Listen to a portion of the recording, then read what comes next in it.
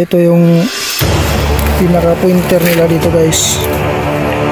Ito pinaka 36 degree ito guys, nakaturo sa bato na yan. Yan, saka ito sa taas meron din isa doon guys. Ano ang sa tingin nyo guys, may laman kaya ito? Maraming marka ito guys. May yung isang malaking bato dyan. Yan, kung makikita nyo yung isang malaking bato na yan, yan. May araw yan na nakatuturo dito. Ito wala na itong marka guys. At saka itong mga bato dito, yan, puro mga pointer yan, mga arrowhead. Dalawa, yan, dalawang arrowhead. At saka ito yung pinaka pointer nila dito guys. Ito kaya naka 36 degree ito guys, nakaturo sa bato na yan. Yan, saka ito sa taas meron din isa doon. Pero guys, ito po yung talagang duda ko na may laman guys. Ginamitan ko na yan ng Ilrad. Dito kapag umuulan guys, ang tubig dito pumapasok sa loob nito. Yan, pumapasok yung tubig dito guys. Kahit gaano pa kalakas yung ulan, walang tubig na matira dito, talagang papasok dyan. Saka kung titingnan mo, ayan meron talaga siyang bakas. Ayan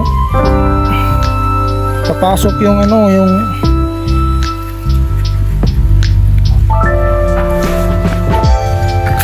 ayan tingnan niyo yung bato na yan. Talagang tinatapal lang yan. Ayan tinatapal lang yan. Ayan, tinatapal lang yan. Ito ayan tinatapal hanggang dito. Yan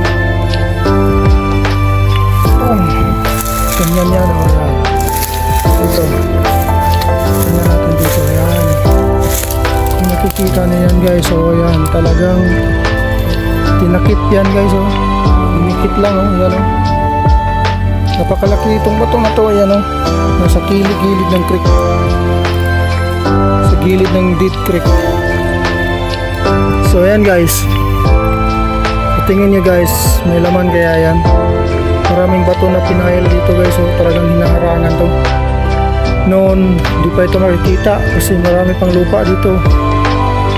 Pero sa tagal ng panahon, yan, lumitaw na siya. May punong kahoy dun sa itaas na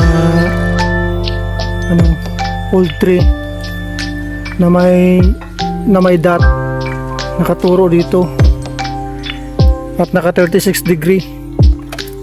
Meron siyang isang guhit dito guys. Ayan, nakaturo dyan sa likod niya, 36 degree. Saka yung isang bato na sinasabi ko, ito. Ayan, may tabas. Ayan pointer yan, arrowhead. Ayan pointer papunta dun sa mga arrowhead din na mga bato dyan, at nakaturo doon sa isang bato na yan.